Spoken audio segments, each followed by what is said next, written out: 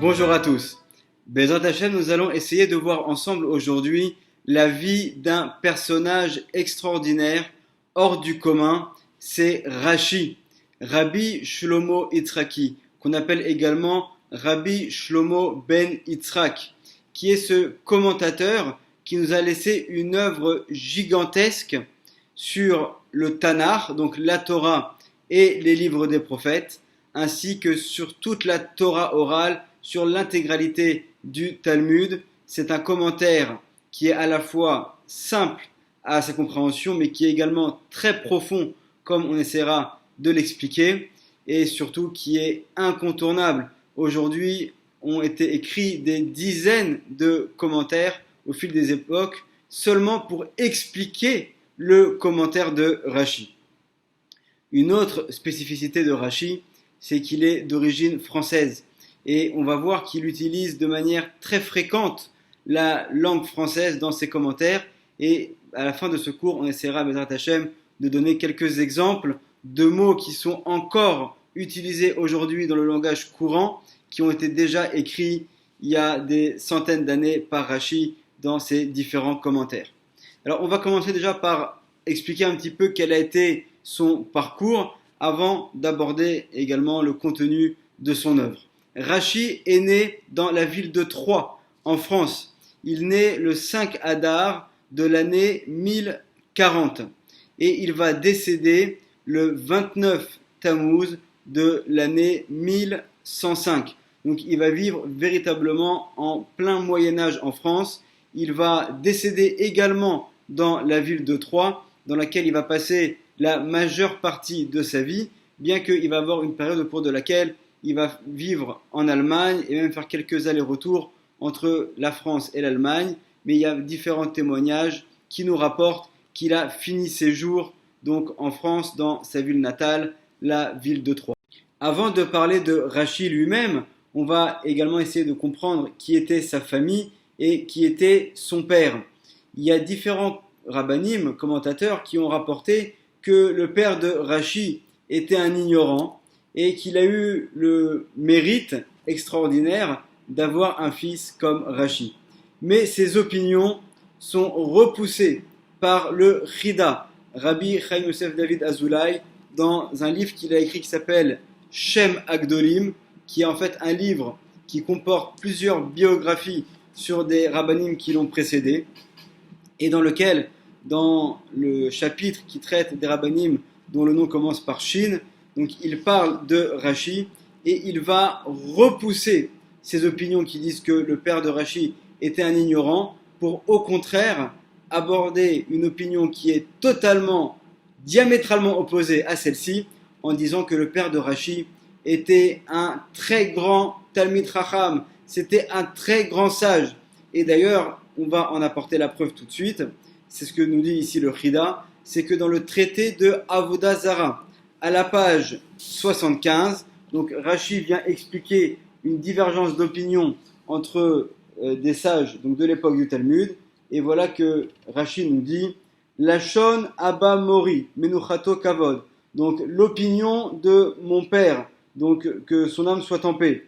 Ve'u nir'a be'enai, et c'est selon moi l'opinion qui est exacte. Donc on voit ici que Rashi rapporte l'opinion de son père. Donc si son père avait une opinion sur ce traité du Talmud, tout laisse à penser que c'était un Talmid Chacham qui avait donc étudié tous ces textes-là. Et Rashi va même au-delà de cela, il rajoute Ve'arishon Lachon Mori Kashiali. Et également l'autre opinion correspond à l'opinion de mes maîtres, et pour moi elle est plus difficile à accepter et à comprendre. C'est-à-dire que là on a un exemple dans lequel Rashi va préférer l'opinion de son père à celle qui lui a été transmise par ses maîtres. Si Rashi se comporte ainsi, nous dit le Chida, c'est forcément que son père était également un très grand Talmid Chacham, et il a eu donc le mérite d'avoir un fils qui a été donc lui aussi une lumière pour le peuple d'Israël. Également, du côté de la mère de Rashi, on a aussi une famille de personnes qui sont religieuses, qui respectent la Torah, et notamment le frère de la mère de Rashi, donc l'oncle de Rashi, qui s'appelle Rabbi Shimon Azaken, qui a été l'un des élèves de Rabbeinu Gershom Meor HaGola, qui est lui-même considéré comme étant l'un des fondateurs du judaïsme ashkénaze. Donc Rashi, apparemment, durant son enfance, va baigner dans une ambiance de Torah, et lorsqu'il est âgé environ de 20 ans, il va quitter sa ville natale pour passer le Rhin et aller étudier dans une des yeshivot qui se trouve en Allemagne. Et il va avoir 3 maîtres très importants qui vont vraiment beaucoup l'influencer. Le premier, ça va être Rabbi Yaakov ben Yakar, qui lui aussi est l'un des élèves de Rabbeinu Gershom. Donc Rashi va étudier chez lui durant 6 ans. Ensuite, il va également étudier chez Rabbi Yitzhak ben Yehuda et enfin chez Rabbi Yitzhak Halevi. Après une période d'environ 10 ans, il va de nouveau revenir dans la ville de Troyes. À ce moment-là, il est âgé environ d'une trentaine d'années. Il va à ce moment-là devenir membre du tribunal rabbinique de la ville de Troyes, posek halacha, donc décisionnaire dans le domaine de la halacha, et il va lui-même fonder une yeshiva. Quelques années plus tard, il va faire quelques va-et-vient entre l'Allemagne et la France pour finalement donc revenir en France de manière définitive, et il va rester donc dans la ville de Troyes jusqu'à la fin de ses jours. Rashi, déjà dès cette époque, est connu dans toute la région, dans le quasiment pour dire tout le monde entier à ce moment-là, comme l'un des rabbanim les plus importants de sa génération. Il reçoit des lettres avec des questions qui viennent un petit peu de partout, notamment bien sûr de France, d'Allemagne. On a même des copies d'une partie de ces échanges de lettres, et dont l'une qui vient même de Rome. Donc jusqu'à Rome, on avait entendu parler de Rashi à cette époque. Rashi refuse de recevoir un salaire alors qu'il exerce en tant que rabbin, et il va à côté donc apparemment faire du commerce, donc pour avoir de quoi subvenir à ses besoins. Selon certains commentateurs, certaines opinions, il semblerait que peut-être Rashi ait été vigneron, mais ceux qui disent cela a priori se fondent sur le fait que Rashi est très précis dans ses commentaires lorsqu'il s'agit de parler donc du raisin et de la manière de préparer le vin, mais il n'y a aucune preuve historique apparemment à cela.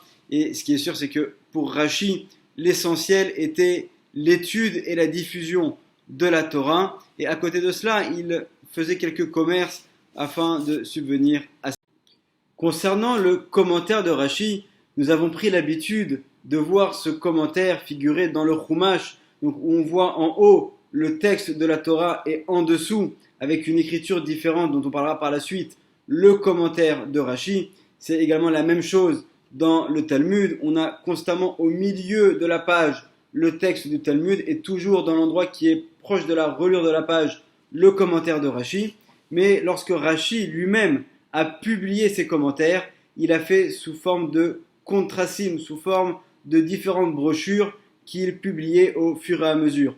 Et ce que nous avons aujourd'hui comme étant le commentaire de Rashi, nous dit le Chida, il s'agit en fait de la 3e version du commentaire de Rashi. Donc Rashi a fait différents essais qu'il a ensuite modifiés avec le temps, et ce que nous avons actuellement, c'est donc la 3e et dernière version. D'ailleurs, Rashi n'a pas eu le temps de terminer de manière intégrale tout son commentaire. Le Chida, dans son livre, fait toute une étude pour savoir quels sont les commentaires authentiques de Rashi et quels sont ceux qui sont de d'autres rabbanim, mais qui ont été apparentés à ceux de Rashi.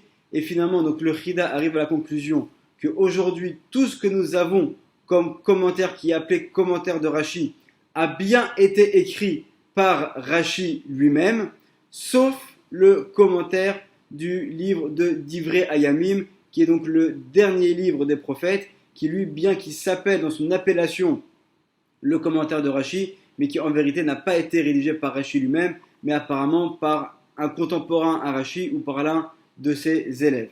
Donc ça, c'est au niveau des différents commentaires dans le Tanakh, dans la Torah et les prophètes. Et au niveau du commentaire sur le Talmud, alors je vais vous lire ce qu'on trouve dans le commentaire sur le traité de Makot, à la page numéro 19, au 2e versant de la page, où donc on voit qu'en fait Rashi finalement va arriver à la fin de ses jours et ne va pas parvenir à terminer son commentaire sur ce traité donc de Makot. et je vous lis tout de suite ici ce qui est écrit. Donc il y a un commentaire donc, de Rashi, et ensuite, entre parenthèses, il y a une petite notification dans laquelle il est dit Rabbeinu, donc on parle ici de Rashi, Gufo Taor, donc son corps qui est pur, Veyatsea Nishmato Betahara, donc son âme l'a quitté dans la pureté, La Parish Yoter Mikan Vaelach, donc il n'a pas pu faire de commentaire au-delà donc, du commentaire précédent, Vevaelach Lachon Talmido, et donc par la suite, celui qui va compléter en fait, qui va poursuivre l'œuvre de Rashi, ça va être son élève, qui est Rabbi Yehuda Ba Rabbi Nathan, donc Rabbi Yehuda, le fils de Rabbi Nathan, et donc on nous rapporte également qu'il s'agit en fait du gendre de Rashi, puisque Rashi a eu seulement des filles, mais ses gendres, eux aussi, ont été des Talmidei Chachamim, de très grands sages, qui ont été également ses élèves et qui ont poursuivi son œuvre. Donc dans le traité de Makot, dans le Talmud, donc on voit que jusqu'à la page 19, c'est Rashi qui a écrit le commentaire, et ensuite, toute la suite, c'est en fait son gendre qui va poursuivre son œuvre. Le commentaire de Rashi sur la Torah et sur le Talmud comporte plusieurs particularités. La première, c'est qu'il n'y a pas d'introduction au commentaire de Rashi. Rashi ne nous a pas écrit préalablement à son commentaire quels sont les outils et de quelle manière on doit aborder son commentaire. En vérité, Rashi nous l'a écrit et ça se trouve à l'intérieur même de son commentaire. Dans le livre de Bereshit, au chapitre 3, verset 8, sur le mot Vaishme'u, voilà que Rashi nous explique et nous dit Yesh Midrashe Agada Rabim. Donc il y a de nombreux midrashim qui viennent expliquer avec des histoires. Ugvar Siderum Rabotenu Al-Mechonam Bebereshit Rabba ou Besha'ar Amidrashot. Et nos sages les ont déjà organisés dans le livre donc, de Bereshit Rabba, donc le Midrash Rabba, ainsi que dans les autres midrashim. Va'ani, et moi, nous dit Rashi, lo bati, je ne suis pas venu, elam seulement, l'ifshuto shel mikra, pour expliquer le sens simple, le sens littéral, on pourrait l'appeler, du texte. Ou les agada, ameyashevet divra mikra, et pour apporter également des histoires du midrash qui vont nous permettre de comprendre le texte, davar davour alofnav, donc chaque chose selon son sens, selon son contexte. Donc voilà ici en quelques mots, dans son commentaire même, Rashi nous explique quel a été donc son but dans ce commentaire.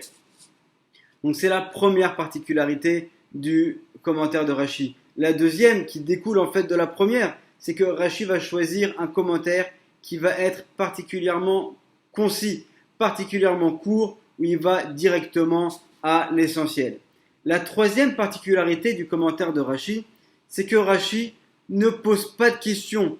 Lorsqu'il va commenter un mot, il ne nous dit pas quelle a été sa difficulté de compréhension, quelle a été sa question qu'il s'est posée pour arriver à son commentaire. D'emblée, il nous donne l'explication et c'est à nous ensuite également de devoir déduire quelle a été la question qui l'a conduit à nous donner ce commentaire.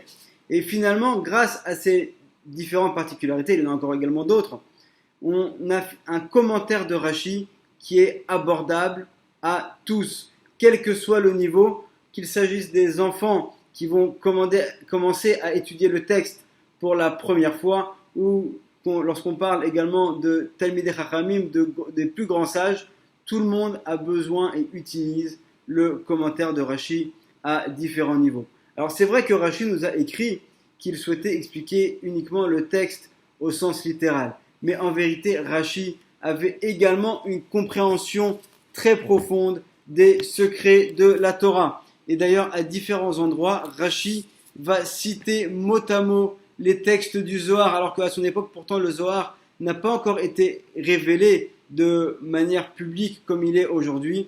Et pourtant on voit que Rashi, c'est évident, il avait également certains textes du Zohar qui ont dû lui être transmis ou qu'il a dû peut-être apprendre par Ruach HaKodesh, par inspiration divine, et qui va utiliser dans son commentaire.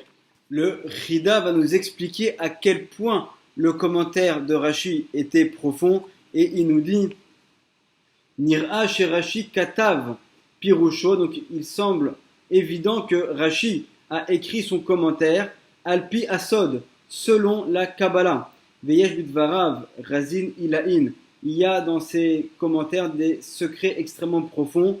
Velachen it anat teriak ta'aniot. Et c'est la raison pour laquelle Rashi, avant d'écrire son commentaire, va jeûner 613 jeûnes avant de l'écrire. Et pour nous montrer à quel point Rashi était un grand également dans les secrets de la Torah, et il n'a pas voulu uniquement faire un commentaire pour expliquer le sens littéral, mais en fait à travers cette explication du sens littéral, il a caché des secrets extrêmement profonds. Le Chida, qui comme on le sait a beaucoup voyagé, va nous rapporter un témoignage extraordinaire. Il nous dit « Ubemegilat sitre ma'achou ». Donc voilà que dans un parchemin qu'il a trouvé, qui s'appelle les sitre ma'achou, les secrets de Rabbi Chaim Vital, l'élève du Harizal.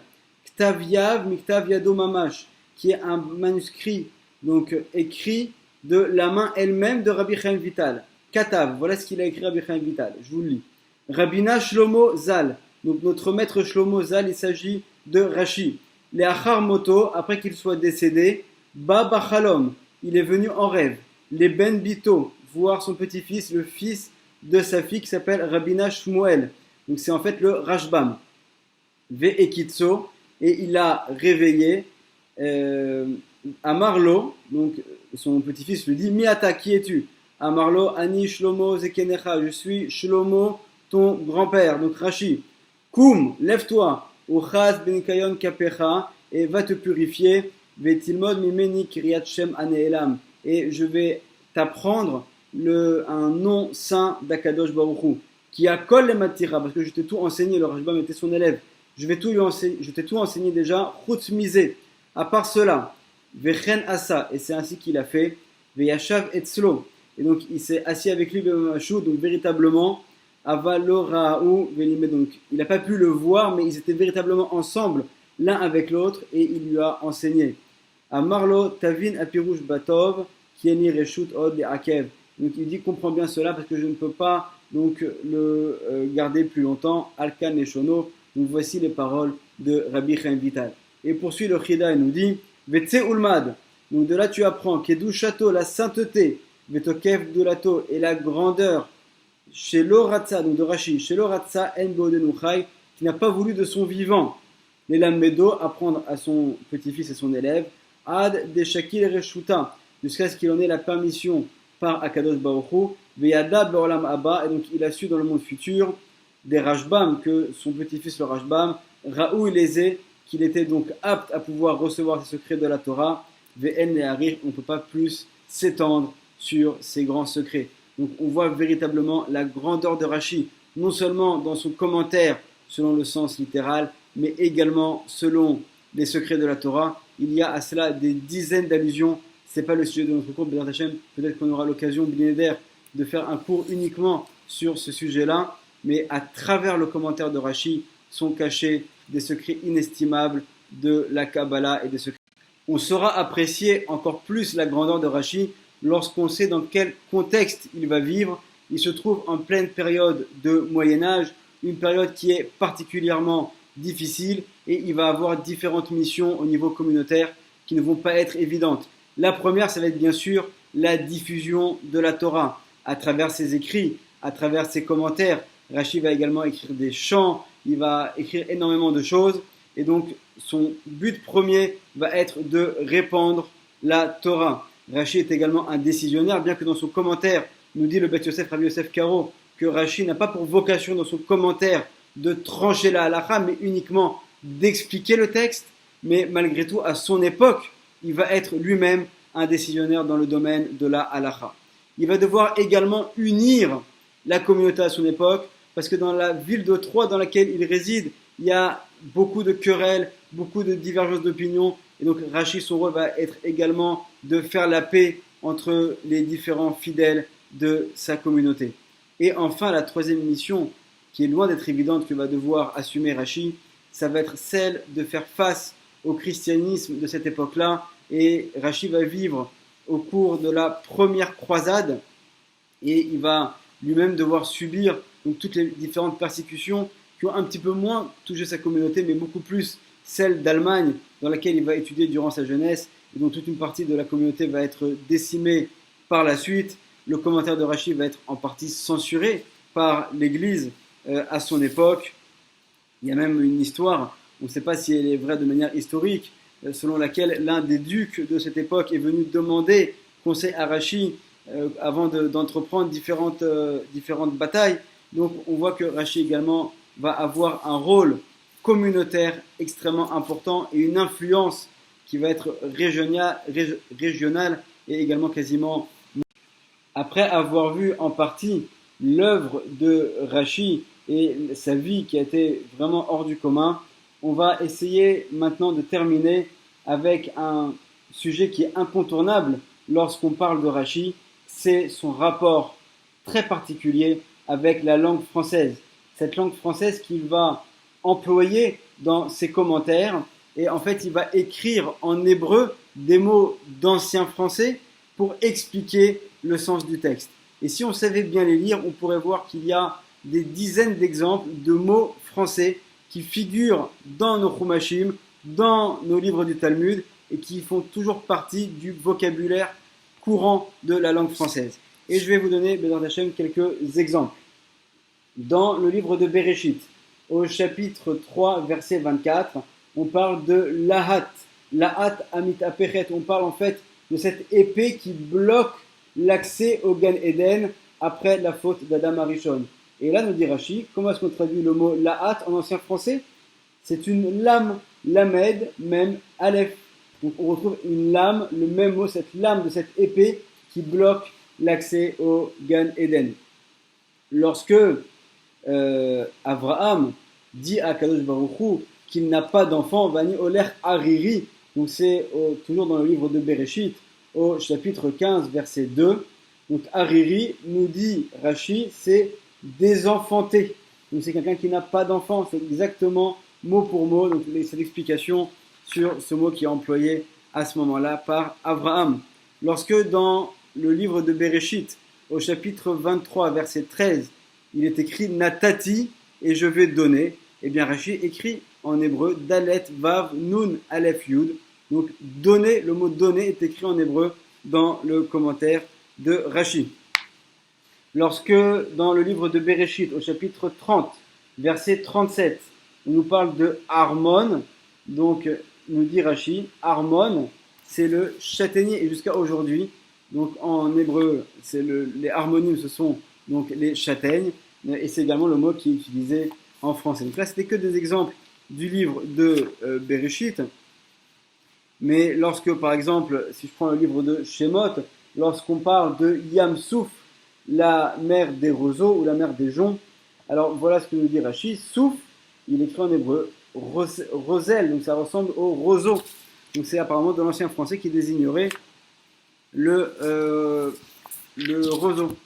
Si maintenant je vais directement dans le commentaire sur la Gemara, par exemple dans le traité de Brachot, lorsque à la page Yutret, on nous parle de Barda, donc qui fait allusion en fait à un glaçon, nous dit Rashi, Glatsa, c'est de la glace. Donc de nouveau également, on retrouve un mot qui est employé jusqu'à aujourd'hui. Tsemer Geffen, dans la Gemara, dans le traité de Brachot, à la page 28, nous écrit Rashi en hébreu, Kotun, donc c'est du coton. On retrouve également Ashashit, donc c'est une lanterna, une lanterne, donc également c'est la traduction qui a été utilisée jusqu'à aujourd'hui. Shitin, dans la Gemara dans Brachot à la page 40, ce sont des prunes, donc c'est également ce qui est, ça a été traduit ainsi. Et on a des centaines d'exemples comme cela, je ne peux pas tous les citer ici, ceux qui voudront je pourrais leur envoyer, il y a un livre entier qui est disponible sur internet avec la traduction en hébreu des mots donc, de l'ancien français, et si on sait donc, les comprendre, on voit que finalement Rashi a utilisé cela pour nous permettre de comprendre donc, le texte au sens littéral, et comme on l'a dit, le but de Rashi n'est pas que d'expliquer le texte littéral, il est également de cacher à travers ce texte tous les secrets de la Torah, et c'est ainsi que doit être abordé donc, le texte de la Torah et du Talmud, de comprendre qu'au-delà du sens littéral, il y a également donc, une explication qui est beaucoup plus profonde, et ce sont des notions bien sûr que Rashi maîtrisait à un niveau qui est pour nous totalement hors de portée. Bezrat Hashem, que le mérite de Rashi puisse nous accompagner et nous protéger. Amen ve Amen.